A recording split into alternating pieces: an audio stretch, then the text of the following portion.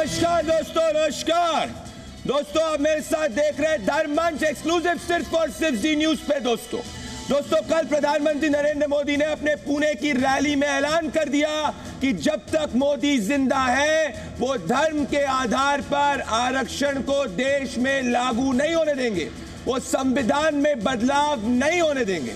दोस्तों विपक्ष पर आरोप ये लग रहा है कि वो मुस्लिम आरक्षण लाना चाहती है और विपक्ष इस बात को साफ साफ मना भी नहीं कर पा रहा है। दोस्तों SC ST OBC को रिजर्वेशन भारतीय संविधान की धारा 16 के आधार पर मिलता है। इस आर्टिकल के क्लॉज 14 और 44A कहते हैं कि अगर जरूरत पड़े तो SC ST OBC को सरकारी नौकरियों में आरक्षण मिल सकता है। दोस्तों आर्टिकल 16 के ये क्लॉजेस कहीं भी धर्म मतलब रिलीजन का नाम नहीं लेते हैं। इसका मतलब साफ है कि धार्मिक आधार पर आरक्षण संविधान की मूल धारा के विरुद्ध है।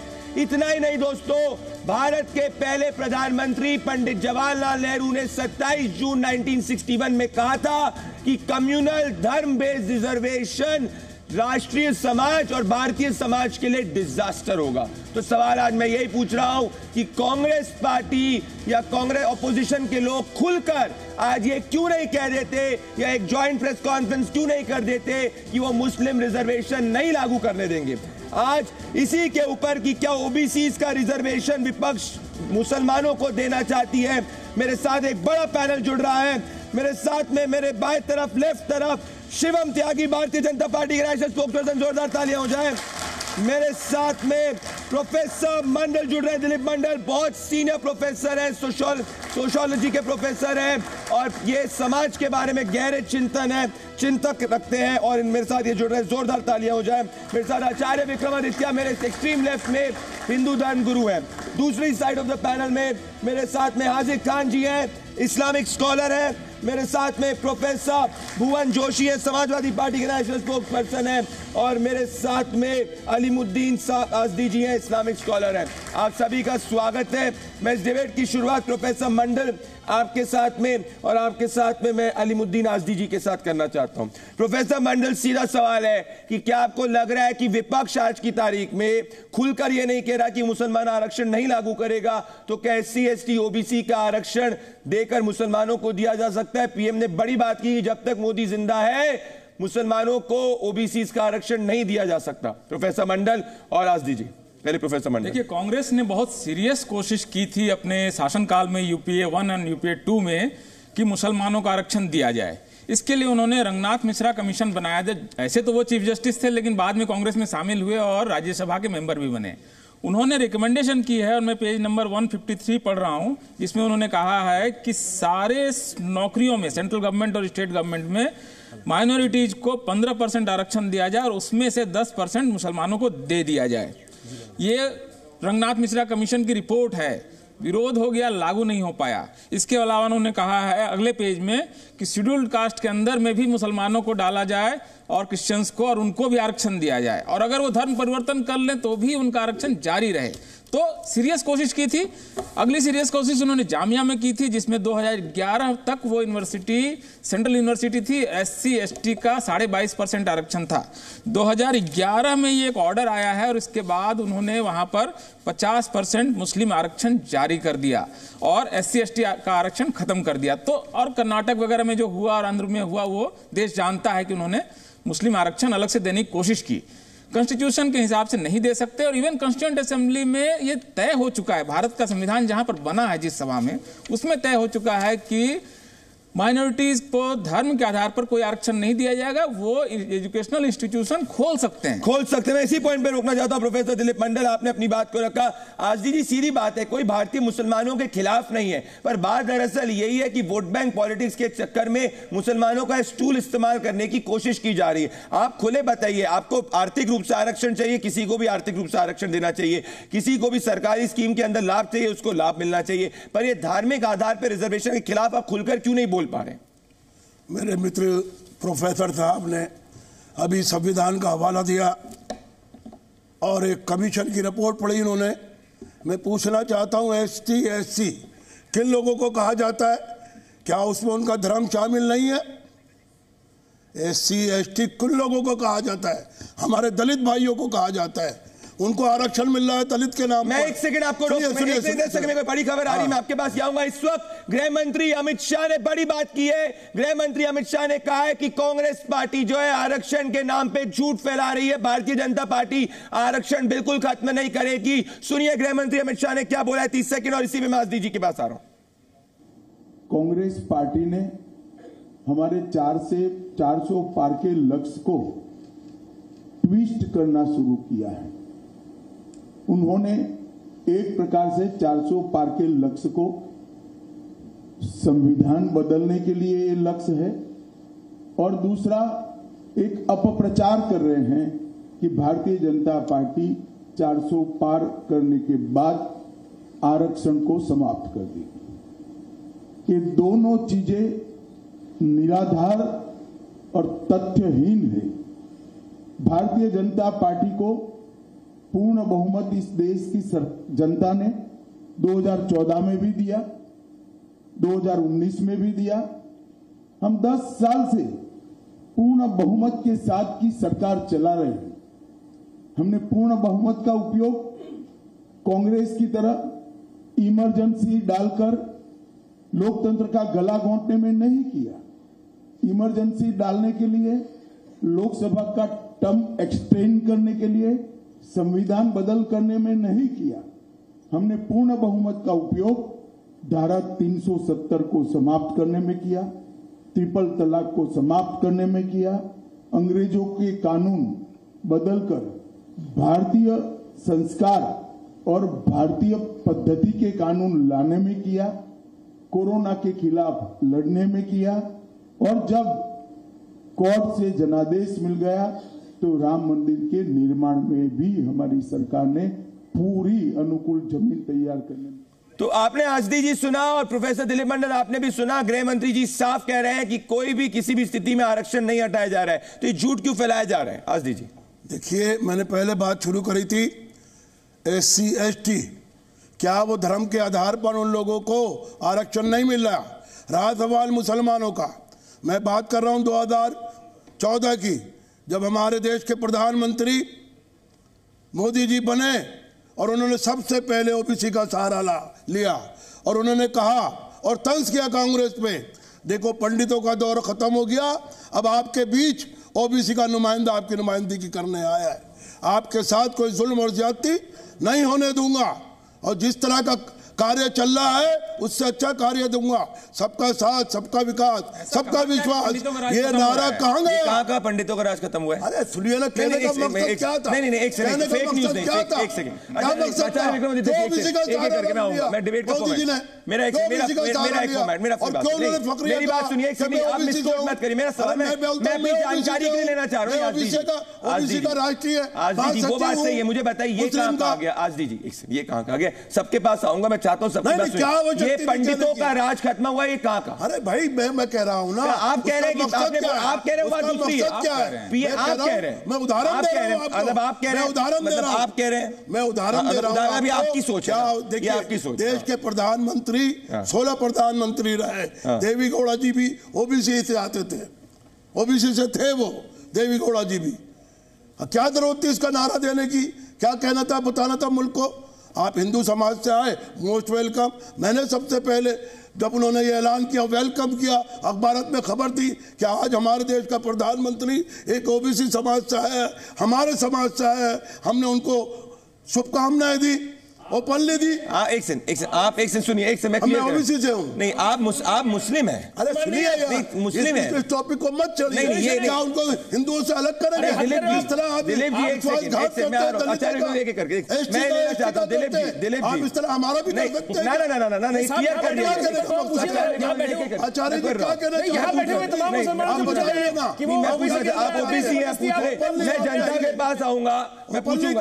ना, एक सेकंड, दिलीप मंडल जी, ये क्या बात हो गई गई, ये कह रहे ओबीसी है। भाई ये मुस्लिम है, अब ये कौन सा नई बात हो गई कि मैं ओबीसी हूं, ओबीसी के अंदर मुझे रिजर्वेशन चाहिए? संविधान के अंदर कहीं नहीं निकला है। और इस्लाम के अंदर कोई जातियों की बात नहीं, इस्लाम के अंदर धर्म की बात होती है। मुस्लिम मुस्लिम होता है। तो 3 तलाक को क्यों खत्म करा? मुसलमान देखिए, अगर आप धर्म की दुहाई देते हैं कि वो तो 3 तलाक इंस्टेंटेनियस, सुनिए इंस्टेंटेनियस 3 तलाक कॉन्स्टिट्यूशन की धारा के खिलाफ सरकार ने जब खत्म किया, उसके बाद जब सरकार ने 3 तलाक, मेरी बात सुनिए, नहीं मैं बोलने दे रहा हूँ, मेरी बात सुनिए, मैं आपसे एक बात कर रहा हूँ, मेरी बात एक बात सुनिए, एक सेकंड, मेरी बात सुनिए। ट्रिपल तलाक की बात है professor Dilip Mandal, supreme court के अंदर गया था, सुप्रीम कोर्ट ने उसको अनकॉन्स्टिट्यूशनल कहा था। प्रोफेसर दिलीप मंडल, नहीं देखिए, एक तो बहुत संविधान स्पष्ट है कि मुसलमान ओबीसी हो सकता है, लेकिन मुसलमानों को अलग से आरक्षण नहीं दिया जाता, नंबर 1।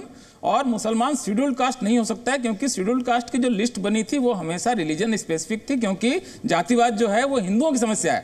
कुरान से जातिवाद नहीं आया है ना, वेद और मनुस्मृति से आया है। तो ये समस्या जिनकी है वो समाधान कर रहे हैं। शेड्यूल्ड कास्ट के अंदर मुसलमान क्यों घुसेंगे? शेड्यूल्ड कास्ट के अंदर मुसलमान क्यों घुसेंगे?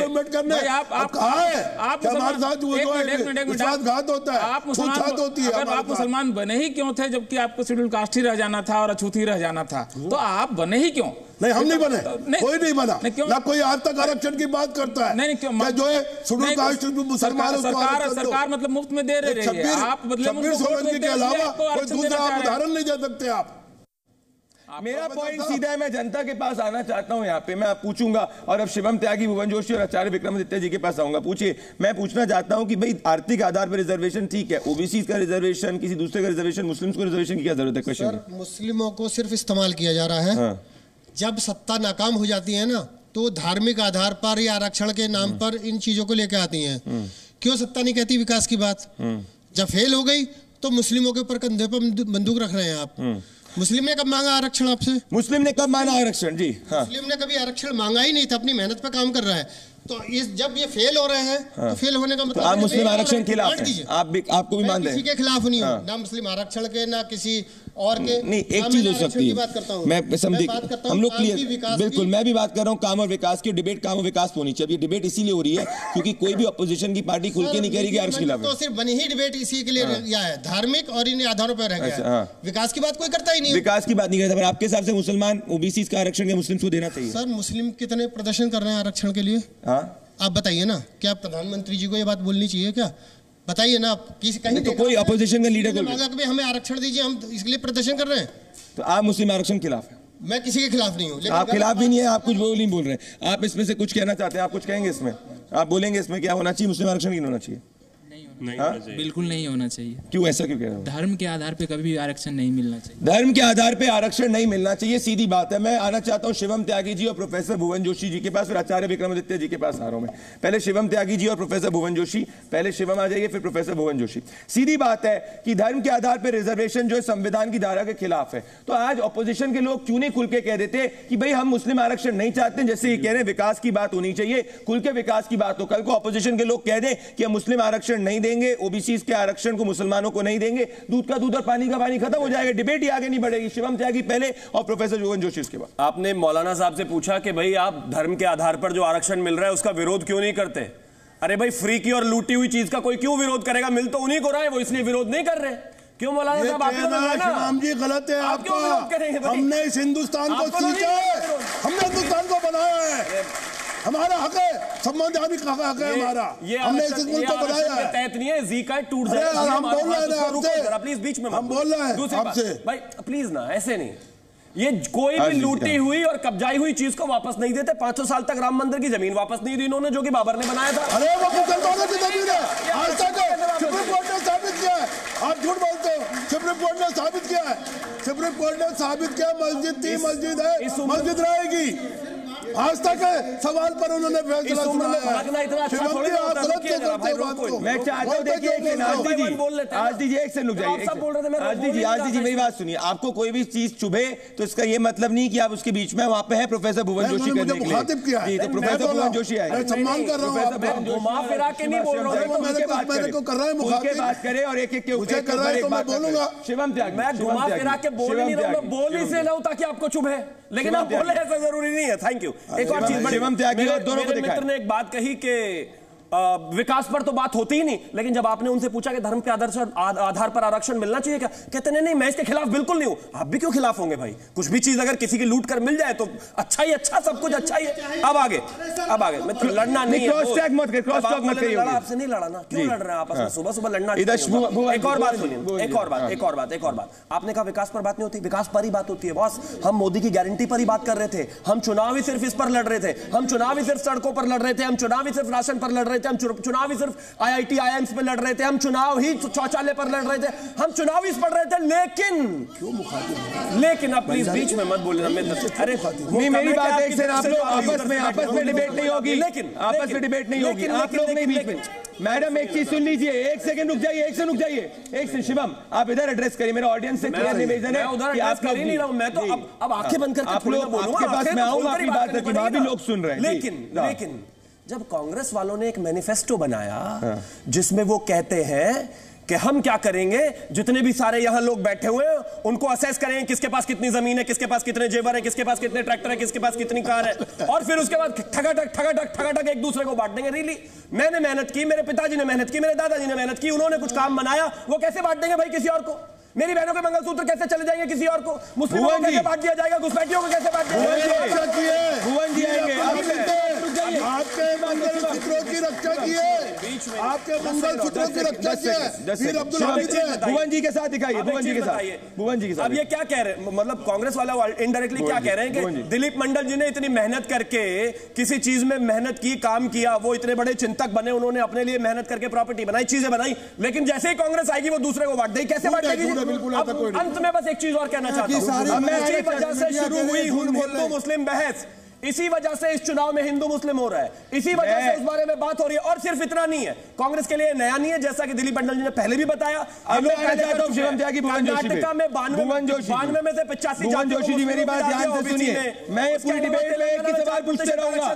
शिवम हो गया प्रोफेसर शिवम हो गया। भुवन जोशी जी सीधा बोलिए, समाजवादी पार्टी ओबीसी का रिजर्वेशन, समाजवादी पार्टी मुस्लिम आरक्षण के खिलाफ है, बस एक लाइन बताइए, बोलिए तो खत्म डिबेट, बोलिए खत्म नहीं हो जाएगा। बोलिए, मैं बोल सुना, अब भुवन जी को बोलिए भुवन जी। देखिए मैं आपको पूरा टाइम दूंगा, पर मैं सीधा ये डिबेट मैं चाहता हूं आपका, इन्होंने कहा कि चीज, अब आपको मैं बताता हूं क्यों नहीं होती। मैं चाहता हूं कि आप खुल के बोलिए, समाजवादी पार्टी मुसलमानों को धर्म के आधार पर रिजर्वेशन के खिलाफ है, खत्म, मैं डिबेट ही हो जाएगी खत्म। देखिए प्रदीप जी, हम देख पा रहे हैं इस देश में एक परिपाटी है, और हम जब कांटे बोते हैं ना तो फूल की आशा नहीं करनी चाहिए।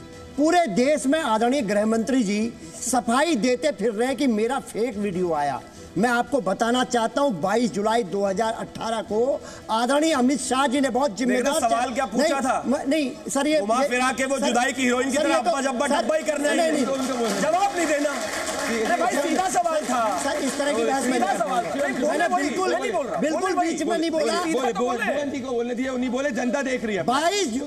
22 जुलाई 2018 को Amit Shah ji IT cell Bharatiya Janata party की मीटिंग लेते हैं और उसमें कहते हैं कि माननीय अखिलेश यादव जी का एक फेक वीडियो चला थप्पड़ मारने वाला, और उससे हमें पॉलिटिकल माइलेज मिला। जो राजनीतिक दल पॉलिटिकल माइलेज के लिए एक थप्पड़ वाले वीडियो को वायरल करती है, तो आज उनका जो वीडियो वायरल हो रहा है वो वही परिपाटी है कि आपने कांटे बोए थे, आपको फूल कैसे मिल सकते हैं, पहला विषय। और किस प्रकार इन्होंने आरक्षण खाने का काम करा भारतीय जनता पार्टी ने, मैं बताना चाहता हूं। शिक्षक भर्ती घोटाला हुआ उत्तर प्रदेश में, OBC के जो बालक थे 113 में से नंबर 13 कर दिए गए, 120 में से नंबर 20 कर दिए गए। वो लोग कहां गए? कोर्ट में वो लोग गए जो इनका जो OBC का आयोग जो था, OBC बोलेंगे कि बोलता है, OBC आयोग सवाल पूछा गया था, OBC धर्म के आधार पर बोलने दीजिए